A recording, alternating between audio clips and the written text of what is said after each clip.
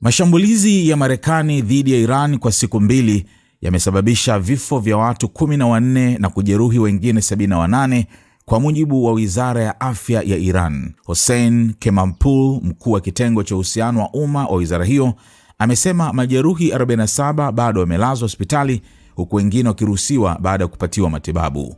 Vyombo vya habari vya serikali ya Iran pia vimeripoti kuwa mashambulizi mapya ya Marekani katika jimbo la Khuzestan magharibi mwa Iran yameua watu 3 na kujeruhi wengine kadhaa katika viunga vya mji wa Avhaz.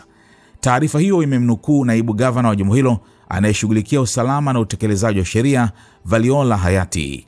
Jeshi la Marekani limesema lilishambulia zaidi ya shabaha 90 za Iran katika usiku wa pili mfululizo wa mashambulizi, wakilenga kudhoofisha uwezo wa Tehran kutishia meli za kibiashara na wafanyakazi wa kiraia katika mlango wa Hormuz. Kamandi kuu ya Marekani CENTCOM imesema mashambulizi hayo yalilenga mifumo ya ulinzi wa anga, vifaa vya ufuatiliaji wa pwani, maghala ya makombora na drones, uwezo wa kijeshi wa majini pamoja na miundombinu ya kijeshi ya usafirishaji katika pwani ya Iran. Kwa upande wake, Iran imesema imejibu kwa kurusha makombora na drones dhidi ya maeneo ya kijeshi yanayohusishwa na Marekani nchini Kuwait, Qatar na Bahrain.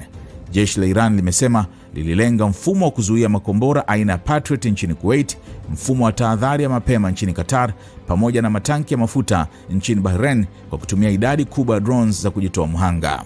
Jeshi la walinzi wa mapinduzi ya Kiislamu IRGC pia limesema lilishambulia miundombinu muhimu katika vituo vya Marekani vya Arifjan na Al Salem nchini Kuwait, pamoja na Jufair na Sheikh Isa nchini Bahrain.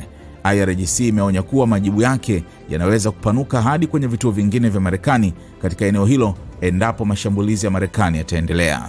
Wakati huo huo, huduma ya treni kati ya Tehran na Mashhad imesitishwa baada ya televisheni ya taifa ya Iran kuripoti uharibifu uliotokana na mashambulizi ya Marekani. Mamlaka zimesema vikosi vya matengenezo vimetumwa eneo husika, huku usafiri wa barabara ukiandaliwa kwa abiria waliokwama. Usitishaji huo umetokea saa chache kabla ya kiongozi mkuu wa zamani wa Iran Ayatollah Ali Khamenei kutarajiwa kuzikwa katika mji mtakatifu wa Mashhad.